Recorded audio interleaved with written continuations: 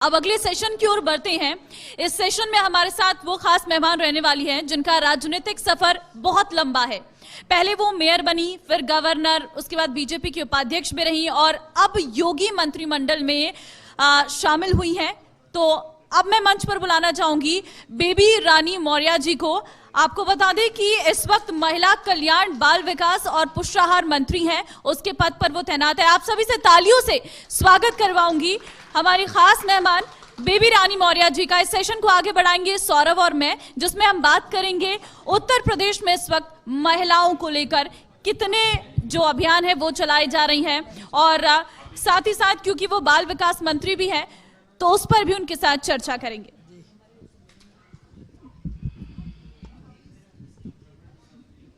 Thank you ममता। हमारे साथ बेबी रानी मौर्य जी, महिला बाल विकास मंत्री, यूपी सरकार। मैम बहुत बहुत स्वागत है इंडिया न्यूज के उत्तर प्रदेश उत्तराखंड पर।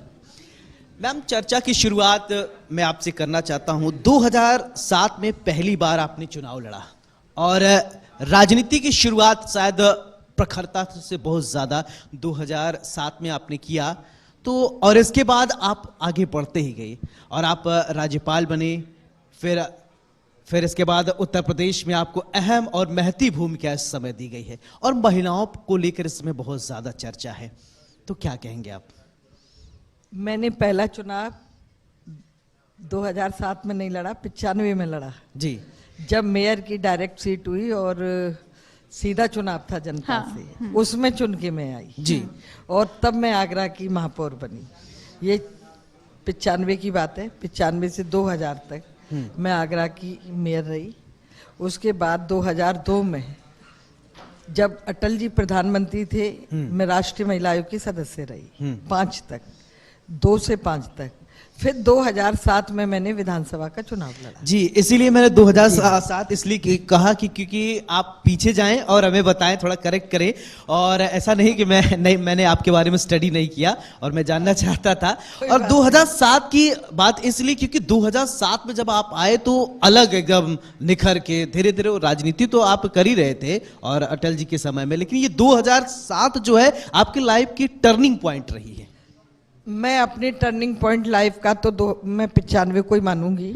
मैं एक हाउसवाइफ थी, घर से निकल के आगरा की महापौर बनी। बड़ी बात थी आगरा शहर की महापौर होना जी, जहाँ पूरी दुनिया के लोग आते हैं। बिल क्लिंटन मेरे समय में आई, बहुत ज़्यादा उस समय, मतलब बहुत चर्चाएं हुई, बहुत इंटरव्यू भी हुए मेरे, और इसलिए मेरा टर्निंग पॉइंट तो 95 ही है, जब महिलाओं को आगे बढ़ने का मौका मिलता है। मुझे भी मिला और आगरा की मेयर बनी। तो मैं तब से लेके और अब तक लगातार राजनीति कर रही हूँ और महिलाओं के लिए कार्य कर रही हूँ। लेकिन तब से लेकर अब तक आप महिलाओं के लिए राजनीति में कितने बदलाव देखती हैं? क्योंकि वो समय और आज के समय, और क्योंकि आप अब तो 33% आरक्षण भी महिलाओं को मिल जाएगा, आपको क्या लगता है कि कितनी स्थितियां खासकर राजनीति में बदली है महिलाओं के लिए? देखिए, तब से लेके अब तक राजनीति में बहुत बदलाव आया है। महिलाएं बहुत जागरूक हुई हैं। महिलाओं को जब हम जैसी महिलाएं राजनीति में आई तो उनको ये लगा कि जब ये राजनीति में आ सकती हैं तो हम क्यों नहीं आ सकते, और इसके लिए उन्होंने घर से निकल के राजनीति की तरफ कदम बढ़ाए। और मैं समझती हूँ कि मेरी जैसी बहुत सारी महिलाएं उसमें सफल हुई। मैं जब 95 में मेयर बनी तो मेरे साथ लगभग जब 12 नगर निगम थे और उसमें से हम 7 या 8 महापौर थी। तो मतलब सभी जिलों में ये बात तो हुई होगी कि जब एक महिला मेयर बन सकती है तो हम क्यों नहीं आगे बढ़ सकते। तो इस तरह बदलाव आए और महिलाओं ने राजनीति में आना शुरू किया, और मैं तो महिलाएं राजनीति में आए इसकी बहुत वकालत भी करती हूँ, क्योंकि जब अच्छी महिलाएं राजनीति में आएंगी तो राजनीति में हम एक नई पहचान देखेंगे। एक जितने भी विकास कार्य होते हैं, जितने भी कार्य होते हैं, वो और ज़्यादा दिखाई देंगी। मैं उसको इस तरह भी लेती हूँ कि जिस तरह एक महिला अपना घर चलाती है और वो राजनीति में आती है, उसका कोई जो क्षेत्र होता है, चाहे वो गांव की प्रधान हो, चाहे वो विधायक हो, चाहे वो सांसद हो, फिर वो उसे उसी रूप में देखती है कि मेरा क्षेत्र कैसे बढ़िया बने, मेरा क्षेत्र और कैसे आगे बढ़े, मेरी पहचान कैसे और आगे आए। तो इसलिए बहनें लगातार सोचती इस रहती वक्त एक हैं महत्वपूर्ण और आगे विभाग आती आपके पास है, महिला बाल विकास मंत्री। कुछ योजनाओं के बारे में आपसे जानना चाहूंगी जो खासकर महिलाओं के लिए उत्तर प्रदेश सरकार चला रही है, क्योंकि बेटी पढ़ाओ बेटी बचाओ ये अभियान लगातार हो रहा है। महिला सशक्तिकरण पर लगातार जोर हम देख रहे हैं, चाहे केंद्र में सरकार हो, राज्य में सरकार हो, वो कर रही है। इस वक्त बड़ी जिम्मेदारी जो आपके सानिध्य में चल रही है। देखिए, हमारी दोनों सरकारें, चाहे केंद्र की सरकार हो भाई नरेंद्र मोदी जी की, चाहे हमारी योगी सरकार हो, हमारी दोनों सरकारें महिला मिशन के लिए, महिला शक्ति मिशन के लिए, महिला सशक्तिकरण के लिए लगातार काम कर रही हैं। मैं अपने उत्तर प्रदेश में, मैं अपने विभाग से बताती हूँ, हाँ। आज हम अपने विभाग से योगी जी के नेतृत्व में लगभग 32 लाख महिलाओं को पेंशन दे रहे हैं। हम लगभग 1.25 करोड़ बच्चों को बाल पुष्टाहार के आंगनबाड़ी के माध्यम से उन्हें भोजन दे रहे हैं कि हमारे बच्चे कुपोषित नहीं हो, वो अच्छा स्वास्थ्य रहे उनका, वो पढ़े लिखें, समाज की जिम्मेदारी में आगे बढ़ें, देश की सेवा करें। इसी तरह कन्या सुमंगला योजना में हम हर बेटी को जन्म से लेके और उसकी ग्रेजुएशन के लिए अभी तो 15,000 रुपये सीधे उसके खाते में डाल रहे हैं, लेकिन अगले वर्ष से वो 25,000 रुपये हो जाएंगे, जिससे बेटियां आर्थिक रूप से मजबूत हों।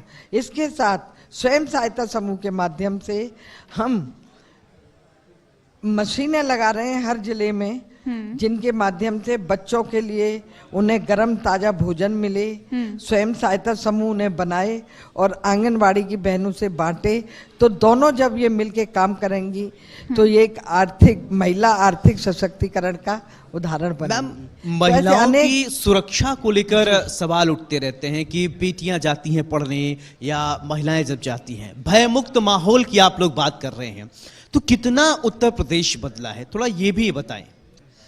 अब तो देखिए काफी बदल गया है। योगी जी ने जिस तरह कार्य किया है जी, जिस तरह उन्होंने महिलाओं के लिए, अभी तक तो अलग डेस्क की बात होती थी थानों में, लेकिन अब महिला थाने भी बन रहे हैं, उनके लिए पिंक टॉयलेट भी बन रहे हैं, जिससे कि वो सुरक्षित रहें। वो कहीं आती जाती हैं, टॉयलेट की बड़ी वो रहती थी और कहीं भी अनहोनी हो जाती थी, उसे रोकने के लिए पिंक टॉयलेट बनाए हैं, महिला थाने बन रहे हैं और महिला की सुनवाई तुरंत होती है।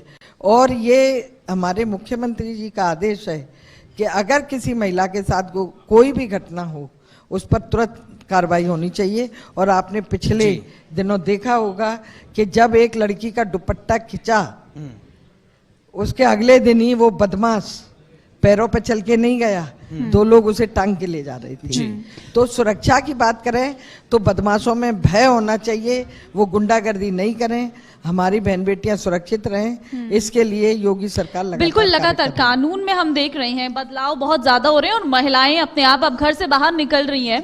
इस 33% आरक्षण की अगर मैं बात करूं, विपक्ष कह रहा है कि ये बस जुमला है, अगर लाना ही था तो इस बार 24 में ही लागू करते, 24 में ही महिलाओं को आरक्षण देते। क्या कहेंगे इस पर? फिर वो कहेंगे कि ये तो राजनीति बात करते हैं। अगर विपक्ष 45 साल, मैं कांग्रेस की बात कर रही हूँ, 45 साल लगातार कार्य किया, मुझे बता दीजिए आप कि उन्होंने दलित समाज की कितनी बहनों को गवर्नर बनाया, कितनी विधायक बनाई, कौन कैबिनेट मंत्री बनाई। और अगर आज भारतीय जनता पार्टी की आप सरकार में देखें तो अनेक बहनें हमारी, आदिवासी बहनों, दलित बहनों, सवर्ण जाति की बात छोड़िए, वो भी हैं, 7 गवर्नर थी मेरे साथ, महिला 7 गवर्नर थी जब मैं गवर्नर थी। और आदिवासी बहन आज हमारी देश की राष्ट्रपति बन के बैठी है। ये केवल मोदी जी कर सकते हैं, ये उनमें ही हिम्मत है। और आपने जो 33% की बात की है, तो 33% तो लागू होगा ही, लेकिन उसकी कुछ व्यवस्थाएं होती हैं, परसीमन तय होगा, जो कुछ होगा उसके बाद वो लागू होगा। उसके बाद भी 24 में बहनों को टिकट मिलेगा, ये पक्की बीजेपी ये कहती है कि हमेशा चुनावी मूड में रहते हैं। हाँ। और ये सब लोग कहते रहते हैं हमेशा, आप जब चुनावी मूड में रहते हैं तो काम कब करते हैं? कौन सा काम? चुनावी मोड में रहना ही तो काम करना है। नहीं, कुछ लोग कहते हैं चुनावी कि मोड में प्रचार रहने प्रचार का की क्या बात मतलब होती है। अब पता चला आप गुजरात में चले गए, तो फिर उसके बाद राजस्थान में गए, गुजरात और सुनिए गुजरात में हम घूमने नहीं जा रहे, राजस्थान घूमने नहीं जा रहे। हम अपने ये पन्ना विपक्ष प्रमुख का के सवाल था। हम पन्ना प्रमुख के साथ बैठते हैं, हाँ। हम अपने मंडल अध्यक्ष के साथ बैठते हैं, हाँ। हम अपने बूथ अध्यक्ष के साथ बैठते हैं और लगातार उनके साथ कार्य करते हैं। लगातार मोड में रहने का मतलब घूमना फिरना नहीं है, कार्य करना ही है। आप मेरे साथ चलिए। आप लगातार मैं चुनाव प्रभारी हूं। जी, सपोज आप अभी गुजरात में चले गए, अभी छत्तीसगढ़ में चुनाव होना है, राजस्थान में चले गए, आप वहां पर कैंपेनिंग कर रहे हैं, उत्तर प्रदेश में उतने दिन तक आप नहीं रहेंगी, तो वो आपका कार्यकाल कौन देखेगा उतना दिन? नहीं, ऐसा नहीं है। वहाँ की जिम्मेदारी भी निभाएंगे और अपनी विधानसभा की भी जिम्मेदारी निभाएंगे। पार्टी जो कार्य देगी वो हमें करना चाहिए और पूरे मन से करना चाहिए। और अगर हम जैसे कार्यकर्ता कार्य नहीं करेंगे तो हमारी सरकार कैसे बनेगी? हम मोदी जी को प्रधानमंत्री बनाना चाहते हैं, उसके लिए हमें 24 घंटे भी काम करना पड़ा तो हम लोग करेंगे। अब जो महिलाएं चूल्हा चौकी चार दीवारी से निकलकर राजनीति में आ रही हैं, आपने कहा कि आपने बहुत ग्राउंड से शुरुआत किया जी। तो आपने कई सारी चीजें, कई सारी फेस देखा होगा। इस पुरुष प्रधान देश में बोलते हैं ना, पुरुष प्रधानता ज्यादा है। जब आप वहां आई तो क्या चैलेंजेस आपके सामने आए जो आपने फेस किया? आने वाली जो पीढ़ी है 33% वाली जो टकटकी लगाए बैठी कि हम भी राजनीति में आए, उनको आप क्या संदेश देना चाहेंगे कि बहन आप आएंगे तो ये जो है आप पहले से प्री प्लान्ड होके आइएगा? देखिए, जीवन ही चुनौती है। अगर हम जीवन में चुनौती को नहीं एक्सेप्ट करेंगे तो हम आगे नहीं बढ़ेंगे। चुनौती कैसी भी हो, चाहे भाइयों से हो, चाहे जिससे उससे करेंगे और आगे बढ़ेंगे। मैम, जब बाहर लोग निकलते हैं शुरुआत में राजनीति में तो तमाम तरीके के आपको भी सुनने को आया होगा, चले हैं राजनीति में करने, क्या कर पाएंगी या नहीं कर पाएंगे, और राजनेताओं के बीच में जाएंगे, क्या इस तरीके का आपने भी नॉर्मल, अगर ग्रामीण की क्षेत्रों की अगर बात कर ले, अगर आप लोग निकलते हैं शुरुआत में परिवार से ही लोग विरोध थोड़ा करना शुरू करते हैं, क्या आपने ऐसा देखा? नहीं, देखिए, अपने अंदर पूरा आत्मविश्वास होना चाहिए, कार्य करने की क्षमता होनी चाहिए। आपने जो अपना लक्ष्य तय किया है उस लक्ष्य पे आपकी नजर रहनी चाहिए। फिर आप कोई इस कान से कोई कहे इस कान से निकाल दो और अपने रास्ते पे आगे बढ़े चलो, और वो आगे जो बढ़ता है वो ही आगे निकलता है। एक छोटा सा इसी से रिलेटेड सवाल कि किसी ने कहते ये आपसे नहीं हो पाएगा, ये काम आप नहीं कर पाएंगे, तो उस फेज में क्या आप एम्बैरेसिंग फील करते हैं या कैसे आप टैकल करते हैं? मेरे सामने तो ऐसा कभी विषय नहीं आया। हाँ। और जब मैंने राजनीति में आई, जब मुझे जो भी पद मिला, जो जिम्मेदारी मिली, अगर मैं उसे उठाने में सक्षम नहीं होती तो मैं नहीं आती। मैंने उस चुनौती को स्वीकारा और आज तक, तब से लेके आज तक किसी की ये कहने की हिम्मत नहीं हुई कि आप ये काम नहीं कर पाएंगी। मैंने वो सारे कार्य किए जो नहीं कर सकते थे। आपका इतना लंबा करियर है राजनीति का, ऐसा वो कौन सा वाकया जो आप इंडिया न्यूज के दर्शकों को बताना चाहती हैं, अभी तक किसी को बताया ना हो, जो आपको उसके बारे में सुनकर आप बहुत रोमांचित होते हैं, आपको लगता है नहीं ये दौर जो है बार बार आए? साथ ही अब आगरा में कितना बदलाव आया है इस पर भी नजर डालिएगा। जी। आप जब नहीं, मेयर पहले बनी थी आप तब से लेकर, जवाब दूं या आपका जवाब दूं? दोनों का जवाब दे दीजिए। एक साथ कैसे दूं? वहां से शुरुआत करिए, यहाँ पे अंत करिएगा। देखिए, पहले तो मैं आप ही की बात को कहती हूँ। हर महिला का कोई सपना होता है, कोई जब वो बच्ची होती है, आपका भी सपना रहा होगा तभी आप एंकर बनी है। आप पत्रकार बनी है। मेरा सपना था कि मैं राजनीति में आऊं। कोई चाहती है कि मैं डॉक्टर बनूं, कोई वकील बनना चाहती है, कोई टीचर बनना चाहती है, कोई डॉक्टर बनना चाहती है। सबके अपने अपने सपने होते हैं। अगर वो उन सपनों को जीवित रखे और उनको पूरा करने का मन में ठान ले कि मुझे ये करना ही है, तो उसे कोई रोक नहीं सकता। एक बात। नंबर 2, मैं केवल एक छोटा सा वाक्य सुनाऊंगी जी। मैं जहाँ रहती हूँ, मैं राजनीति में तब तक आने का कोई ऐसा बहुत मन भी नहीं था।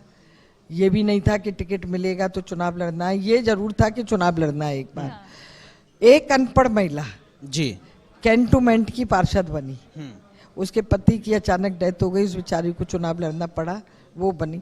तो मुझे लगा कि अगर एक ये अनपढ़ महिला जो बोलना भी नहीं जानती है ये राजनीति में आ सकती है, तो हम तो पढ़े लिखे हैं जी, हम तो समझदार हैं, तो हमें क्यों नहीं आगे आना चाहिए और लोगों की समाज की सेवा करनी चाहिए। हाँ। तो मुझे वो उस महिला से प्रेरणा मिली जी, कि राजनीति में अब तो आना ही चाहिए। हाँ, और वैसे तो मेरे पिता भी राजनीति में थे, मेरे भाई भी राजनीति में थे, दोनों ने चुनाव लड़े, तो घर का एक माहौल भी ऐसा था कि मेरे भी मन में था कि मैं अपनी जिम्मेदारियां पूरी करके चुनाव लड़ूंगी।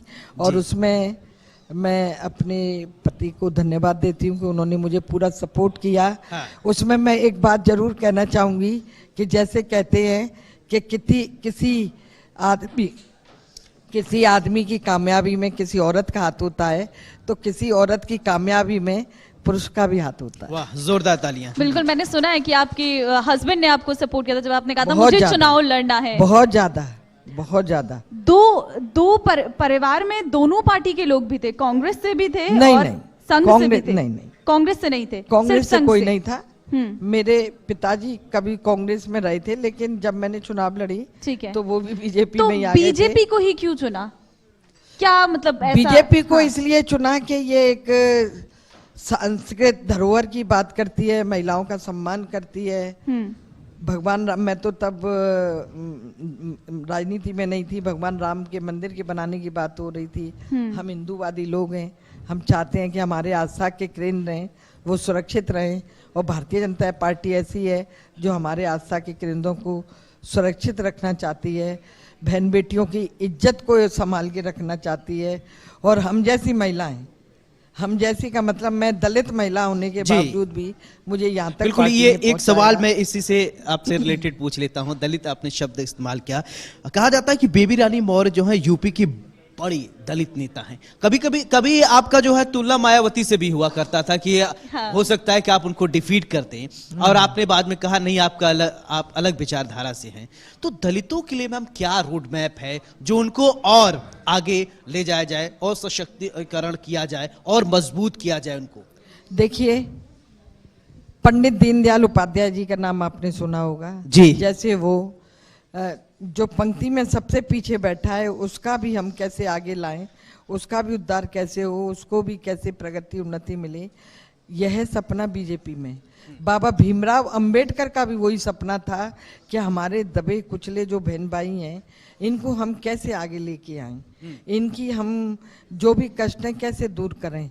तो नरेंद्र मोदी जी जब प्रधानमंत्री बने तो उनके मन में ये बात आई कि हम पंडित दीनदयाल उपाध्याय जी और अंबेडकर जी के सपने को पूरा करने के लिए ही जितनी योजनाएं आज चल रही हैं, चाहे वो शौचालय बने हों, चाहे गरीबों को आवास मिले हों, चाहे गैस सिलेंडर मिले हों, चाहे निःशुल्क विद्युत कनेक्शन मिले हों, चाहे आधार कार्ड बने हों, या हम पेंशन दे रहे हों, या हम कन्या सुमंगला योजना कर रहे हों, चाहे बेटी पढ़ाओ बेटी बचाओ कर रहे हों, ये पंडित दीनदयाल उपाध्याय और अंबेडकर जी का ही सपना है जिन्हें हमारे नरेंद्र मोदी जी और योगी जी दोनों पूरा कर रहे हैं। मैम, मुख्य धारा से दलित वर्ग कितना जुड़ा जब आपने शुरुआत किया, और अब से कितने लोग जो काफी है, जुड़ा है। एजुकेशन जो है, काफी सबसे जुड़ा है। स्वास्थ्य व्यवस्था कैसे आपने जोड़ा, लोगों के लिए क्या किया?